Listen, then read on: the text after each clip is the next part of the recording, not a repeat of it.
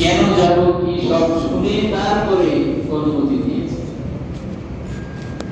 কাদেরিয়া তরিকার ইমামের কাছে যেতে হলে ইরাকের ভিসা লাগে, বাগদাদ শরীফ যেতে হবে। নকশবন্দিয়া তরিকার ইমামের কাছে যেতে হলে উজবেকিস্তান যাওয়া লাগবে, উজবেকিস্তানের বুখারা সেখানে যাওয়া লাগবে, তারপরে ওই দেশের ভিসা নিতে হবে, ফ্লাই করতে হবে, অনেক ঝামেলা। মুজাদ্দিদিয়া তরিকা সেটাও ইন্ডিয়া পাঞ্জাবে। তো আমাদের সৌভাগ্য এখানে যে আমাদের ভিসারও দরকার পড়ে না, আবার আমাদের পাসপোর্টও দরকার পড়ে না, শুধুমাত্র কয়েক টাকা ভাড়া হলে আমরা চলে আসতে পারি। আজকে আমরা যার স্মরণে একত্রিত হয়েছি তার নাম হচ্ছে, আমরা সবাই জানি, বদিউস জামান। এই বাদি শব্দটা আল্লাহ তাআলা নিজের জন্য ব্যবহার করেছেন। বাদিউস সামাওয়াতি ওয়াল আরদ, আল্লাহ নিজের জন্য বলেছেন। আল্লাহ হচ্ছেন আসমান এবং আসমান সমূহ এবং জমিন, জমিনকে নব ভাবে নতুন করে কোনরূপ পূর্ব অনুকরণ ছাড়াই তৈরি করেছেন, নতুন করে তৈরি করেছেন, যার আগে কোনো উদাহরণ নাই। আসমান এভাবে আগে কেউ বানায় নাই, আল্লাহ তাআলা প্রথমেই বানিয়েছেন নমুনা ছাড়াই। জমিন আল্লাহ তাআলা প্রথম বানিয়েছেন। এইভাবে আল গাউস দুতুল বদিউস জামান, উনি জমানার জন্য নতুন, ওনার কোনো নমুনা নাই। 50 বছর গাউসের দায়িত্ব কেউ পালন করেনি, 15 বছর দুরুদে উম্মির মুরাকাবা কোনো আল্লাহর ওলি করেনি। উনিও নতুন, স্পেশালি নতুন ভাবে উনি শুরু করেছেন, যে কারণে ওনার বিষয়টাও খুব স্পেশাল। ওনার তরিকা অন্যান্য তরিকার নাম হয়েছে স্থানের নামে, যেমন চিশত, এটা হচ্ছে সিরিয়ার একটা জায়গার নাম।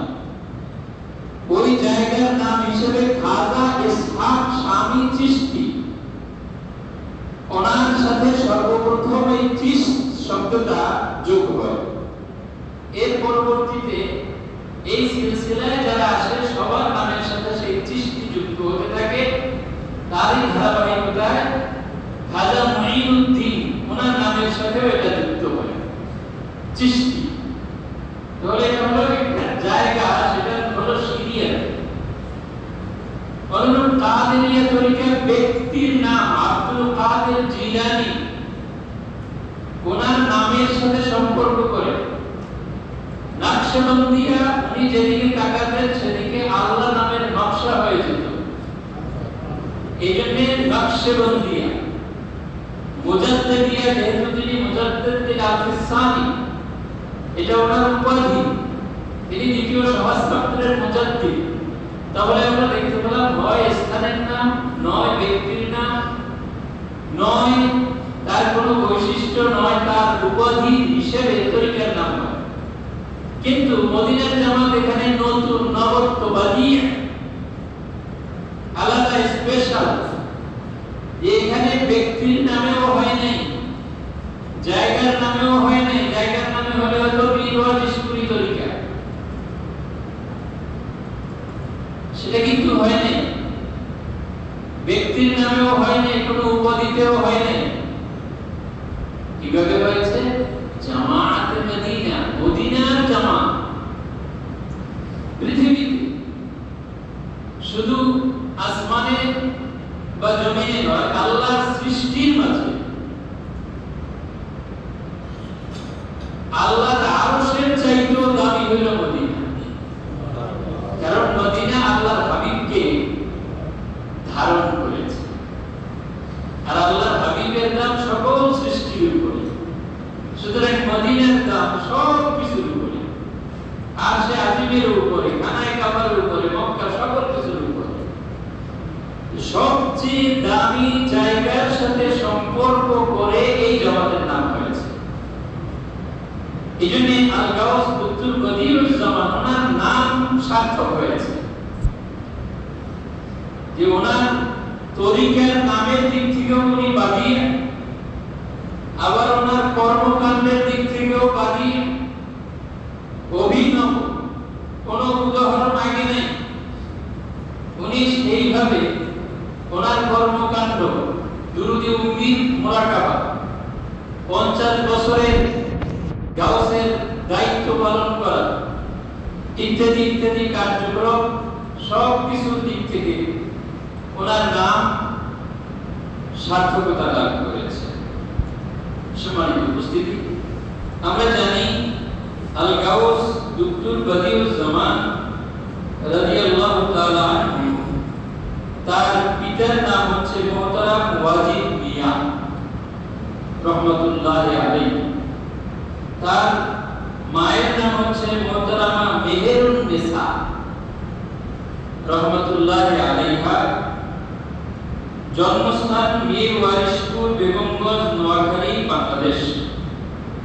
তার শিক্ষা এমবিবিএস সমমান, ওই সময় এমবিবিএস বলা হতো না, কিন্তু এমবিবিএস সমমান ছিল। তিনি যেই প্রতিষ্ঠানে অধ্যয়ন করেছেন সেটি হচ্ছে নীলরতন সরকার মেডিকেল কলেজ, পশ্চিম বাংলা, কলকাতা, ভারত।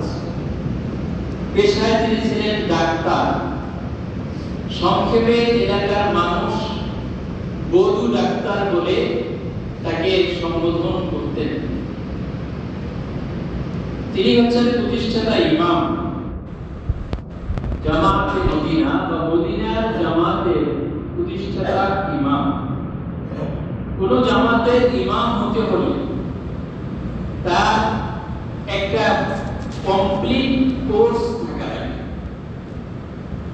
শুরু থেকে শেষ পর্যন্ত, ক্লাস 1 থেকে একেবারে মাস্টার ডিগ্রি, এমফিল, পিএইচডি পর্যন্ত। মদিনার জামাতে এই তরিকার সবকের দিক থেকেও বাদী। এখানেও কোনো মিসাল নেই, কোনো দৃষ্টান্ত আগে নেই যে এত অল্প সবকের মাধ্যমে সব কিছু শেষ করা, শর্ট কোর্স, অথচ অনেক সমৃদ্ধ। যেরকম একটা ল্যাপটপ, এর মধ্যে আপনি যা চাইবেন সব পাইবেন, কিন্তু একটা ক্যালকুলেটরের মধ্যে আপনি অনেক কিছু পাবেন না, একটা ল্যান্ড ফোনের মধ্যে অনেক কিছু পাবেন না। এরকম মদিনার জামাতের মাঝে শর্ট কোর্স হলেও এর মধ্যে অনেক অভিনবত্ব আছে, বাদিয়া আছে। যেমন মদিনার জামাতের যে কোর্স, এই কোর্সের মাঝে আছে সূরা সবক। অন্য কোন তরিকায় এভাবে সূরা সবক আলাদা করে নাই। জিয়ারতের সবক অন্য কোন তরিকায় এভাবে আলাদা করে জিয়ারত নামে সবক নেই।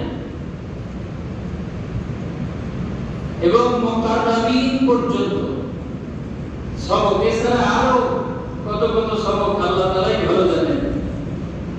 এইভাবে এক অভিনব তরিকা, আশ্চর্য তরিকা। আগেকার মানুষ বছরের পর বছর সাধনা করে যেটা পাইত, এখন সেটা এই অভিনব তরিকায় এক বসায় পায়। এক বসায় 5 প্রতিবার জিকির পায়, 5 প্রতিবার জিকির নিজের কানে শুনে। এটা কিন্তু অভিনব। আগের যুগের যারা ওনারা আমাদের বই লেখছেন, এটা উচ্চ স্তরের কারামত। কিন্তু মদিনার জামাতে সাধারণ সালেক তারাও কানে আল্লাহর জিকির শুনে। এটা হচ্ছে মদিনার জামাতের বিশেষত্ব, সালেকের বিশেষত্ব না। মদিনার জামাত হওয়ার কারণে এটা সম্ভব হয়েছে। তাহলে আমরা বিভিন্ন দিক থেকে দেখতে পাচ্ছি আল গাউস দুতুল বদিউজ জামান রাদিয়াল্লাহু তাআলা আনহু, তার নাম সার্থক। তরিকার সবকের দিক থেকে, তরিকার নামের দিক থেকে, তার কর্মকাণ্ডের দিক থেকে, সকল দিক থেকে তার নাম সার্থকতা লাভ করেছে। সৈয়দ শাহ সুফি আল গাউস আল্লামা দুত্তুর বদিউজ্জামান রহমাতুল্লাহি আলাইহি তিনি আউলিয়া কিরামের ইতিহাসে সর্বাধিক বিনয়ী ছিলেন। হাদিস শরীফে এসেছে, মান তাওয়াদা লিল্লাহি রাফাআহুল্লাহ, যিনি আল্লাহর সন্তুষ্টির জন্য বিনয় অবলম্বন করেন আল্লাহ তার মর্যাদা বাড়িয়ে দেন। সুবহানাল্লাহ। আল গাউস দুত্তুর বদিউজ্জামান রাদিয়াল্লাহু আনহু তিনি এরকম বিনয়ী ছিলেন। তিনি সামনে হাঁটতেন না, আলেমদেরকে আলোচনা করতে দিতেন। তিনি কখনো নিজেকে জাহির করতেন না, এবং এই জাহির না করার উদ্দেশ্যে তিনি পাগড়িও ব্যবহার করতেন না। এই পাগড়ি ব্যবহার করলে মানুষ বুঝে ফেলবে, এই জন্য তিনি পাগড়িও ব্যবহার করতেন না। এইভাবে সাদা সিধা জীবন যাপন করতেন। তার সন্তানরা এভাবে মন্তব্য করেছে যে আমরা চিনতে পারিনি, আমার বাবা যে কেমন বা কি আমরা বুঝতে পারিনি। এরকম গোপন ছিলেন, আর গোপন থাকা তার পক্ষে হেল্পফুল হয়েছে তিনি মাদ্রাসা ব্যাকগ্রাউন্ডে লেখাপড়া না করা, এটা তার জন্য একটা পজিটিভ হয়েছে, যে কারণে তিনি এই বিষয়টাকে সব জায়গায় উত্থাপন করতে পেরেছেন। যখন তাকে তরিকা দেওয়া হবে তখনও তিনি বলেছেন যে আমি তো আলেম না, আমি কিভাবে এই দায়িত্ব পালন করব।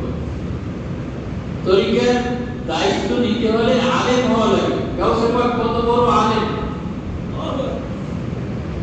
উনি তরিকার ইমাম, মুজাদ্দিদ আল-ফিসানি বিশ্ববিখ্যাত আলেম, উনি তরিকার ইমাম। এইভাবে যারাই তরিকার ইমাম প্রত্যেকেই বিশ্ববিখ্যাত আলেম। আমি আলেম না, আমি কিভাবে এই দায়িত্ব পালন করব। শেষ পর্যন্ত যোগ্য ব্যক্তি ছাড়া তো দেওয়াও যায় না, শুধু সার্টিফিকেটধারী আলেম হলে চলবে? শুধু সার্টিফিকেটধারী আলেম হলে তাকে দিয়ে তো চলবে না। তার মধ্যে সেই ইশক থাকতে হবে, মহব্বত থাকতে হবে, বিনয় থাকতে হবে, সাধনা থাকতে হবে, আদব থাকতে হবে। সার্টিফিকেট অর্জন করলে অহংকার ঢুকতে থাকে ভিতরে, আমি বড় আলেম, আমি অমুক, আমি তমুক, অনেক কিছু ঢুকে ভিতরটাকে নষ্ট করে ফেলে। দুত্তুর বদিউজ্জামান রাদিয়াল্লাহু তাআলা আনহু তার এই বিনয়ের পিছনে বিরাট সহযোগিতা করেছে এই দুনিয়াবি ইলমের সার্টিফিকেট না থাকা। ইলমের উৎসের সাথে যদি সম্পর্ক থাকে, সার্টিফিকেট যদি না থাকে, তাতে কোনো অসুবিধা হয় না। যেরকম একটা পুকুর দেখতে অনেক বড়, আমি যদি একটা স্যালো মেশিন লাগাই দিই, কিছুক্ষণ পরে দেখা যাবে পানি নাই। কিন্তু একটা কূপ যার সাথে সম্পর্ক আছে নিচের বিশাল পানির সাথে, সেখানে যদি আমি স্যালো মেশিন সারাদিন চালাই, পানি শেষ হবে? শেষ হবে না, কারণ উৎসের সাথে সম্পর্ক। এর আল্লাহর পক্ষ থেকে, আল্লাহ রাসূলের পক্ষ থেকে, যার সম্পর্ক আল্লাহর সাথে, যার সম্পর্ক আল্লাহর রাসূলের সাথে, তার কি ইলমের অভাব হবে? সে যদি পৃষ্ঠার কিছু জ্ঞান অর্জন নাও করে, ওই পৃষ্ঠার জ্ঞান অটোমেটিক তার কাছে চলে আসবে। এই জন্য আল গাউস দুত্তুর বদিউজ্জামান রাদিয়াল্লাহু তাআলা আনহু তিনি অনেক সময় তার ছাত্রদেরকে এভাবে বলেছেন, যেমন কুমিল্লা ধামতি আলিয়া মাদ্রাসার মুহাদ্দিস ছিলেন, তিনি বলেছেন যে আমি হাদিস পড়ছি, আমার রাবীর নাম পড়তে ভুল হয়েছে, এটা হুজুর ধরে ফেলছেন। অথচ উনি মুহাদ্দিস বুখারী শরীফ পড়ান, কিন্তু বুখারী শরীফের হাদিস উনি বলতেছেন। আর আল-গাউস দত্তুর বদিউজ্জামান রাদিয়াল্লাহু আনহু, যিনি মাদ্রাসায় কোনো সময় পড়েন নাই, উনি মুহাদ্দিস সাহেবের ভুল ধরতেছেন, রাবি এইটা হবে না ওইটা হবে। কিভাবে তিনি জানেন?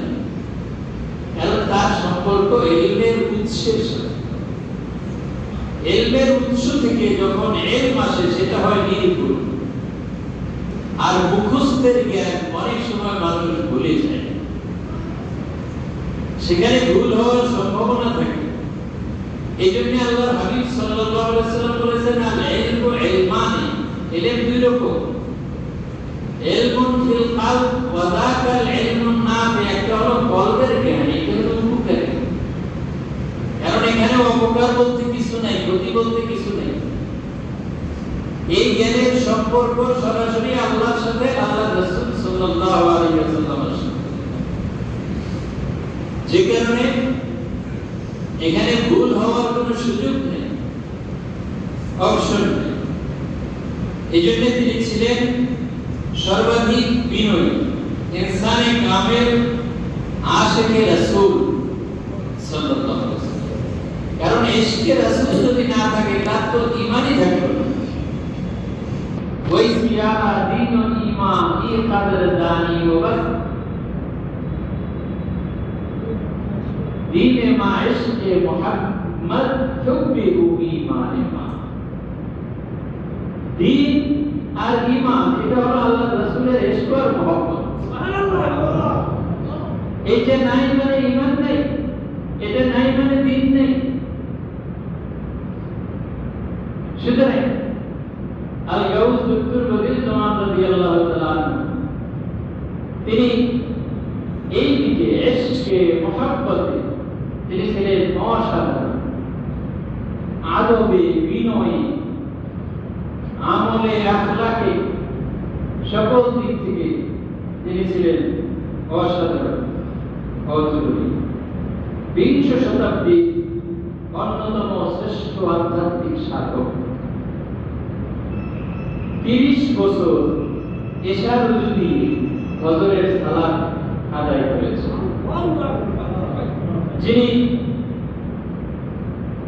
50 বছর গাউসের দায়িত্ব পালন করেছেন। একজন মানুষ 50 বছর, অনেকে বাঁচেও না, হায়াতও পায় না। অনেকের হায়াত 50 বছরে শেষ হয়ে যায়। ইমাম শাফি রহমাতুল্লাহ মাত্র 54 বছর হায়াত হয়েছে। সেখানে আল-গাউস দত্তুর বদিউজ্জামান রাদিয়াল্লাহু তাআলা তিনি 50 বছর গাউসি ছিলেন, গাউসের দায়িত্ব পালন করেছেন। 15 বছর দুরুদে উম্মি মুরাকাবা করেছেন। রাসূলুল্লাহ সাল্লাল্লাহু আলাইহি ওয়াসাল্লাম তিনি হেরা গুহায় মুরাকাবা করেছেন কয় বছর? সেটাও কিন্তু 15 বছর। 25 বছরের সময় বিবাহ হলো, তারপরে তিনি হেরা গুহায় ধ্যানমগ্ন থাকা শুরু করলেন। তাহলে দেখেন সুন্নাত কিভাবে পালন করছেন। আল্লাহর হাবিব সাল্লাল্লাহু আলাইহি ওয়াসাল্লাম তিনি 15 বছর মুরাকাবা করেছেন তার অনুসরণে। এলেম যদি জায়গা থেকে আসে তখন দেখবেন ভুল কম হবে। এলমের উৎসের সাথে যখন সম্পর্ক, তখন দেখবেন সংখ্যাও মিলে যাবে। তিনি 15 বছর দুরুদ উম্মির মুরাকাবা করেছেন, দুরুদ শরীফের মুরাকাবা, যেটা সবচেয়ে দামি। আল্লাহ সুবহানাহু ওয়া তাআলা তিনি বলেছেন, ইন্নাল্লাহা ওয়া মালাইকাতাহু ইউসাল্লুনা আলান নবী। সুতরাং সেই দামি জিনিসটাকে তিনি মুরাকাবায় নিয়ে এসেছেন। আল-গাউস দত্তুর বদিউজ্জামান রাদিয়াল্লাহু আনহু তিনি জন্মগ্রহণ করেছেন 17 জানুয়ারি 1886 সালে। 1886 সালের 17 জানুয়ারি। তার দাদার নাম হচ্ছে মোহতারাম হাফিজ মজুমদার, ডাক নাম ছিল হারিবিয়া। আর দাদির নাম ছিল মুহতারামা মারমি রহমাতুল্লাহি আলাইহা। নানার নাম ছিল মুহতারাম মানিক রহমান রহমাতুল্লাহ আলাইহি।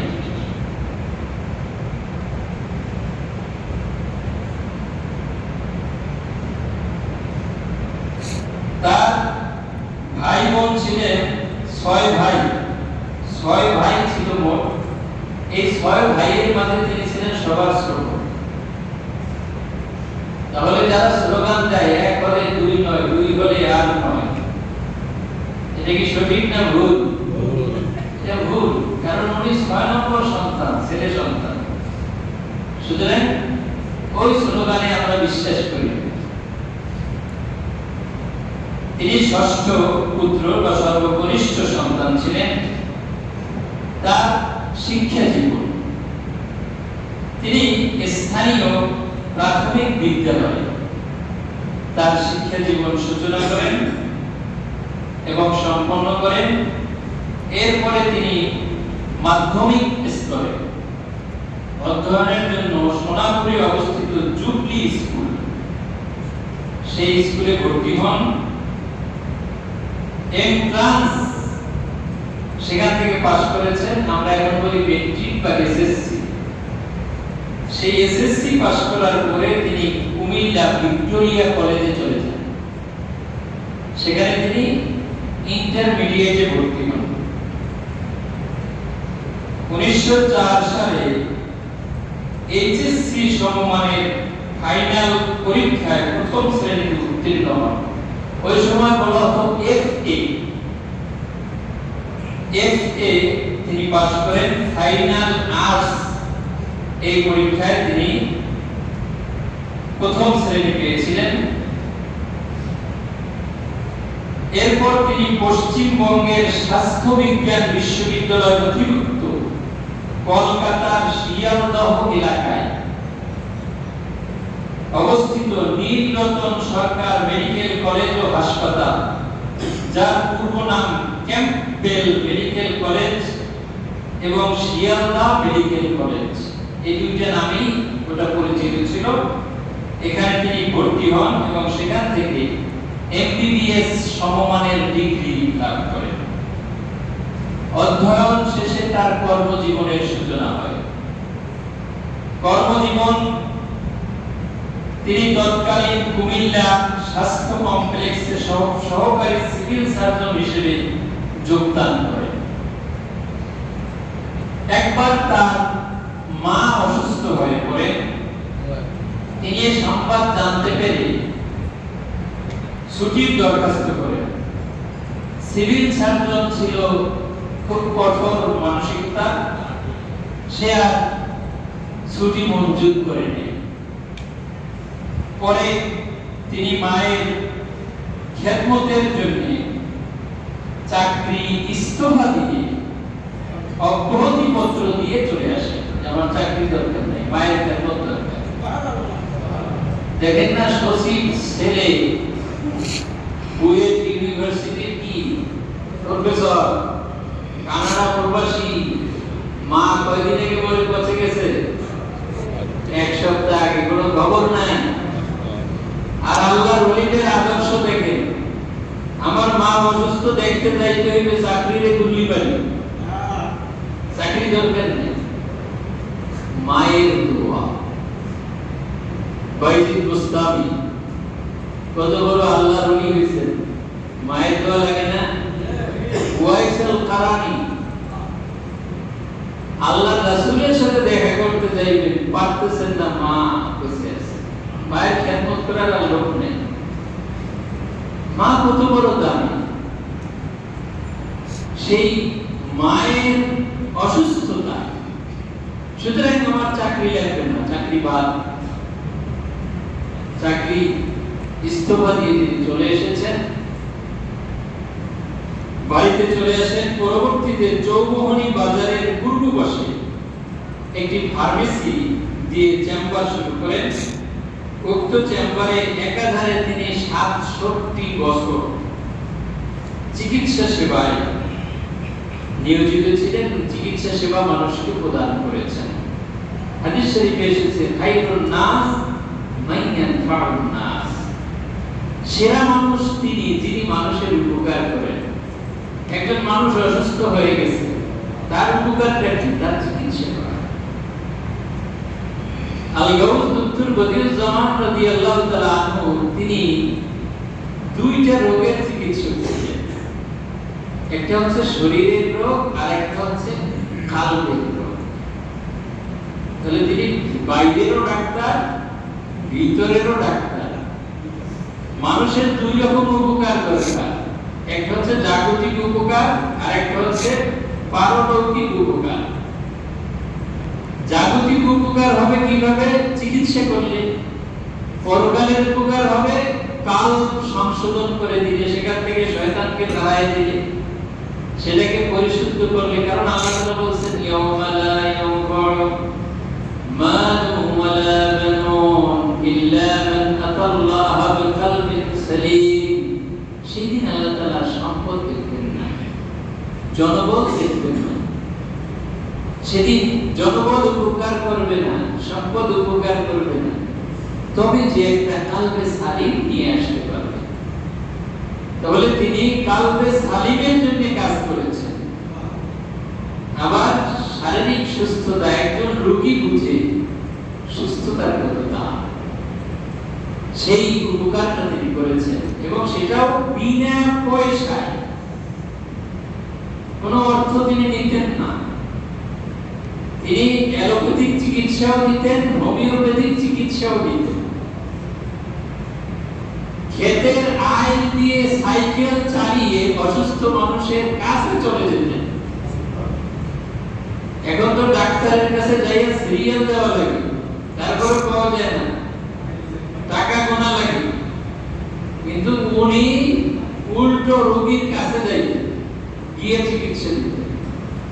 সাবিত মিয়া অসুস্থ, পেটে ব্যথা, রহমতুল্লাহ আলাইহি, ভালো হয় না। আল-গাউস দক্তর বদিউজ্জামান রাদিয়াল্লাহু আনহু পানি কড়া দিয়ে খাইতে দিলেন। খাওয়ার পরে পেট ব্যথাও ভালো, কোরআন শরীফও মুখস্থ হয়ে গেছে। অথচ তিনি এর আগে কোরআন শরীফ পড়তেও পারতেন না, কোনো লেখাপড়া তার ছিল না। কিন্তু ওই পানি পড়ার মাঝে এরকম ভাইস তিনি দিয়ে দিয়েছিলেন, এক ভাইসে পুরো কোরআন শরীফ তিলাওয়াত সব কিছু মুখস্থ, হেফজ সব ঢুকে গেছে। আমার এক ওস্তাদ বরগুনা আলিয়ার উনি এমএসসি টিচার ছিলেন, ওনার সাথে আমার এখানে এসে দেখা হয়েছে। জানতাম না যে উনি কোথায় বা কি, ছাত্র জীবনে জানতাম না। তবে ওনার কিছু কার্যক্রম এক্সক্লুসিভ ছিল। উনি কারো পাক খাইতেন না, বোর্ডিংয়ে থাকতেন কিন্তু নিজে পাক করে খাইতেন। বিয়ে শাদী করেন নাই জীবনে, রাত জেগে কোরআন শরীফ পড়তেন। ফজরের নামাজে ইমাম সাহেব যদি কোনো কিরাতে ভুল করতেন, আরো আলেম ওলামা ছিল, মুহাদ্দিস, প্রভাষক, বিভিন্ন লেভেলের আলিয়া মাদ্রাসা, তারা লোকমা দেওয়ার আগে উনি লোকমা দিতেন। উনি কিন্তু এমএসসি টিচার। এখানে এসে দেখি উনি ওখানে হাজির। তখন বুঝলাম যে ঘটনা কোথা থেকে আসছে। উনি বলছেন, আমি যখন 9 এ পড়ি তখন আমাদের বাড়িতে উনি যাইতেন, আমার মা ওনাকে বাবা ডাকতেন, বাড়ি হলো খুলনা। তো আমার এভাবে হাত ধরতেন, তখন ওই জিকিরের তাসির ভিতরে ঢুকতো, কিছু বলতেন না। এইভাবে তিনি মানুষকে সংশোধন করতেন, জিকিরের যে তাওয়াজ্জুহ, ফায়েজ, এটা প্রদান করতেন। তাহলে একসাথে শরীরের চিকিৎসা করতেন এবং পাশাপাশি আত্মার চিকিৎসাও করতেন। মরহুম কমরউদ্দিন রহমতুল্লাহ আলাইহি আজকের এখানে উপস্থিত আছেন বাংলাদেশের জাতীয় শিক্ষাবিদ, গুণীজন অধ্যক্ষ ডক্টর এ কে মাহবুবুর রহমান ওনার পীর বসে উনি অনেক কষ্ট করে আল গাউস দুত্তুর বদিউজ্জামান রাদিয়াল্লাহু আনহু সন্ধান পেয়েছেন। পাওয়ার পরে অনেকবার ওনার কাছে আসেন কিন্তু এসে আর পান না। এই একটু আগে আরেক জায়গায় চলে গেছেন, কুমিল্লা গেছেন, নোয়াখালী গেছেন, ওনার সাথে আর দেখা হয় না। একদিন অনেক কষ্টের পরে একদিন দেখা হয়েছে। দেখা হওয়ার পরে কান্না শুরু করতে, হুজুর আপনারে পাই না, এই বলে কান্না শুরু। তখন শুধু মাথায় টোকা দিচ্ছেন, 3 বার টোকা দিয়ে এরিও আরে খাইনি।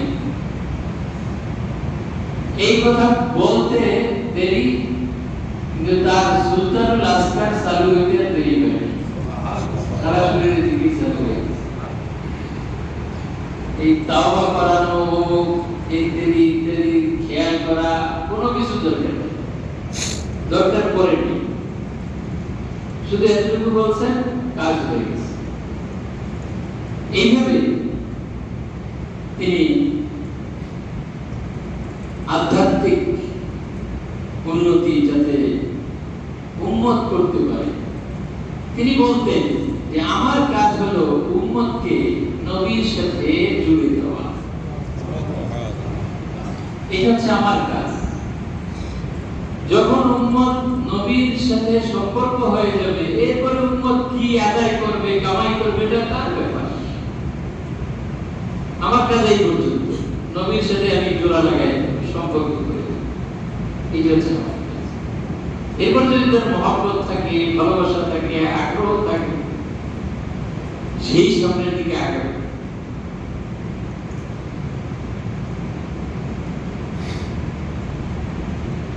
তো ৬৭ বছর পর্যন্ত তিনি এভাবে মানব সেবা, মানুষের উপকার, এই কাজ তিনি করে গেছেন। মানব সেবার যে উত্তম আর কোনো কাজ নেই। কোন ইবাদত, কোন আমল, কোন নফল আমল এর ধারে কাছেও যেতে পারে মানব সেবা। এটা এত দামি এবং আল্লাহ সুবহানাহু ওয়া তাআলা এত খুশি হন, কারণ আল্লাহ তাআলাই মানুষকে বানাইছেন। এই মানুষকে কেউ উপকার করলে আল্লাহর কাছে খুব ভালো লাগে। কেউ নামাজ পড়লে সে নিজের জন্য করলো, কিন্তু আরেকজনের উপকার করলে সেটা কিন্তু নিজের থাকে না, পর উপকার, তখন এটা অনেক দামি হয়ে যায়। পারিবারিক জীবন, তিনি বেগমগঞ্জ থানার অন্তর্গত বানাবাড়িয়া গ্রামের আলিমউদ্দিন পাটোয়ারি বাড়ি জনাব মোহাম্মদ ফাদিল মিয়া এর কন্যা আবরুসের নেসা এর সঙ্গে বিবাহ বন্ধনে আবদ্ধ হন। তার ওয়াইফের নাম হচ্ছে আবরুসের নেসা। তার মহিষী স্ত্রীও একজন উচ্চস্তরের ওলি ছিলেন, যিনি 1978 খ্রিস্টাব্দে ইন্তেকাল করেছেন। ইন্না লিল্লাহি ওয়া ইন্না ইলাইহি রাজিউন। পারিবারিক কবরস্থানে তাকে দাফন করা হয়েছে। বর্তমানে আল গাউস দুত্তুর বদিউজ্জামান রাদিয়াল্লাহু তাআলা মাজার শরীফের পশ্চিম পাশে তার মাজার অবস্থিত।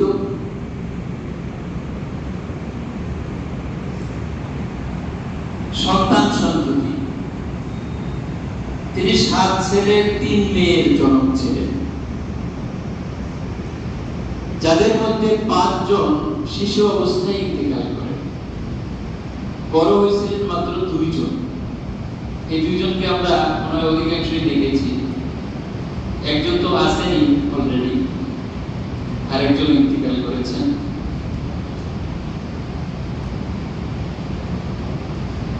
দুইজনের একজন হলেন নূর মোহাম্মদ মিয়া রহমতুল্লাহ আলাইহি, আরেকজন হলেন মুহতারাম মাওলানা মুহাম্মদ শাহজাহান মিয়া মাদ্দাজিল্লাহুল আলী।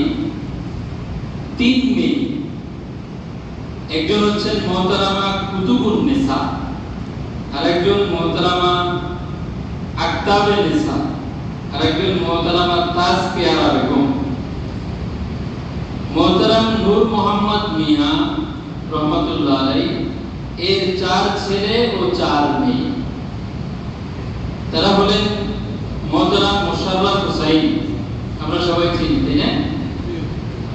আরেকজন হলেন মুহতারাম আব্দুল কাদির, আরেকজন মুহতারাম মোহাম্মদ তুহিন, আরেকজন মুহতারাম মোহাম্মদ মিহির মাদ্দাজিল্লাহুম জিল্লাহুম আল-আলী। এরপরে কন্যা সন্তান হলেন মুহতারামা আমেনা বেগম, মুহতারামা রাবিয়া বেগম, মুহতারামা ফিরদৌসি, মুহতারামা কুলসুম। এই 8 জন। মুহতারাম মাওলানা মুহাম্মদ শাহজাহান মিয়া মাদ্দাজিল্লাহুল আলী এর 4 ছেলে এবং 3 মেয়ে। যথাক্রমে মুহতারাম মাওলানা শাহাদাত হুসাইন, মুহতারাম হাফেজ মাওলানা আবু তাহের তারেক, মুহতারাম আব্দুস সামাদ, মুহতারাম আরিফুর রহমান, মুহতারামা ফাতেমা আক্তার, মুহতারামা নূর জাহান বেগম, মুহতারামা জুবাইদা খাতুন জুবেদা ডাকনাম। তিনি 7 বছর বয়সে ইন্তেকাল করেন। ইন্না লিল্লাহি ওয়া ইন্না ইলাইহি রাজিউন। মুহতারামা কুতুবুন নাহার এর 4 ছেলে, মানে মেয়ের ঘরের নাতি। নাতি হলেন 4 ছেলে এবং 2 মেয়ে। তারা হলেন মুহতারাম গোলাম কবির ভুইয়া মিন্টু, মুহতারাম ইঞ্জিনিয়ার মোহাম্মদ হুমায়ুন কবির ভুইয়া সেলিম, মুহতারাম জাহাঙ্গীর কবির ভুইয়া নানু মানু, মুহতারাম নুরুল কবির ভুইয়া পিন্টু, মুহতারামা মনোয়ারা বেগম, মুহতারামা মুবাশশিরা বেগম রানী। মুহতারামা আকতাবে নিসা এর 1 ছেলে এবং 6 মেয়ে। যথাক্রমে মুহতারাম মোহাম্মদ শাহাবুদ্দিন, মুহতারামা নূরজাহান কবির, মুহতারামা সুরমা বেগম, মুহতারামা কাজল বেগম, মুহতারামা পুষ্প বেগম, মুহতারামা কুসুম বেগম, মুহতারামা রত্না বেগম। মুহতারামা তাজকিয়ারা বেগম এর 4 ছেলে এবং 1 মেয়ে। যথাক্রমে মুহতারাম সাইফুল ইসলাম আরজু, মুহতারাম আমির খসরু, মুহতারাম আকরাম হোসেন মাসউদ, মুহতারাম আনোয়ার হোসেন রাসেল, মুহতারামা তাসলিমা বেগম। তার আখলাক মোবারক, তিনি খুবই একনিষ্ঠ ছিলেন। তিনি তার জীবনে ত্যাগ স্বীকার করেছেন, বিনয়ী ছিলেন, গোপন ছিলেন, আত্মপ্রচার বিমুখ ছিলেন, দানশীল ছিলেন, অতিথি পরায়ণ ছিলেন, মানব সেবা করতেন, ধৈর্যশীল ছিলেন, ক্ষমাগুণ ছিল, অনারম্ভ সাদাসিধে জীবন তিনি পরিচালনা করতেন। আধ্যাত্মিক সাধনা, সেক্ষেত্রে তার 3 জন পীর ছিল। প্রথম পীর আম্বর আলী শাহ রহমাতুল্লাহ আলাইহি, যিনি কুমিল্লা যাকে বলা হয় শহর কুতুব ছিলেন। তিনি তাকে প্রথম তাওয়াজ্জু, ইতিহাদি তাওয়াজ্জু প্রদান করেন। দ্বিতীয় পীর আবু বকর সিদ্দিক ফুরফুরাবি রহমাতুল্লাহ আলাইহি, তৃতীয় পীর আব্দুর রব জোনপুরি রহমাতুল্লাহ আলাইহি। তরিকার মূল হলো তিনি মদিনা মুনাওয়ারা থেকে সরাসরি আল্লাহ হাবিব সাল্লাল্লাহু আলাইহি ওয়া সাল্লামের আয়াত লাভ করেছেন। হজ উমরা তিনি 10 বার হজ পালন করেছেন এবং একাধিকবার উমরা পালন করেছেন। তার অনেক কারামত আছে, আমরা দেখতে শুনেছি এবং আরো মুরব্বিদের কাছ থেকে আমরা অনেক কারামত শুনেছি। তার নসিহত আদাবাল মুবাল্লিগিনের মাঝে তিনি অনেকগুলো নসিহত করেছেন। সেই নসিহত সম্ভবত 29টা বা 30টা নসিহত সেখানে আছে। সেগুলো অনুসরণ করতে পারলে আমাদের তরিকার জন্য অনেক উপকার হবে। খোলাফায়ে কেরাম তিনি মোট 29 জনকে খেলাফত দিয়েছিলেন। তাদের মাঝে অনেকেই চলে গেছেন, হয়তো অল্প কিছু সংখ্যক জীবিত আছেন। ওনাদের থেকে আমরা উপকার লাভ করতে পারবো ইনশাআল্লাহ। তিনি আল-গাউস আব্দুল বদিউজ্জামান রাদিয়াল্লাহু আনহু 25 সেপ্টেম্বর 1983 খ্রিস্টাব্দ, তাহলে জন্ম হলো জানুয়ারি মাসে আর ওফাত হলো সেপ্টেম্বর মাসে। 17 যুলহিজ্জা 1403 হিজরিতে, আজ থেকে 44 বছর আগে, 98 বছর বয়সে, প্রায় 100 বছর, 100 বছরের কাছাকাছি, 2 বছর বা 2.5 বছর কম, 98 বছর বয়সে অসংখ্য ভক্তবৃন্দ তাদেরকে শোকের সাগরে ভাসিয়ে নিজ বাড়িতে আল্লাহ সুবহানাহু ওয়া তাআলার ডাকে তিনি সাড়া দেন। এই গণজন্মা মহামনীষীর রেখে যাওয়া কীর্তি, তার চরিত্র এবং তার অসাধারণ কর্ম আল্লাহ সুবহানাহু ওয়া তাআলা অনুসরণ করে আমাদেরকেও ইহকাল এবং পরকালে সুন্দর জীবন গঠন করার এবং পারলৌকিক সফলতা, নাজাত আল্লাহ সুবহানাহু ওয়া তাআলা লাভ করার তৌফিক আমাদেরকে দান করুন। আপনাদের সকলের কাছে দোয়া আছে, আমার এলোমেলো কথার কাছে যে ভুল ব্যাধি হয়েছে সেজন্য সকলের কাছে আবার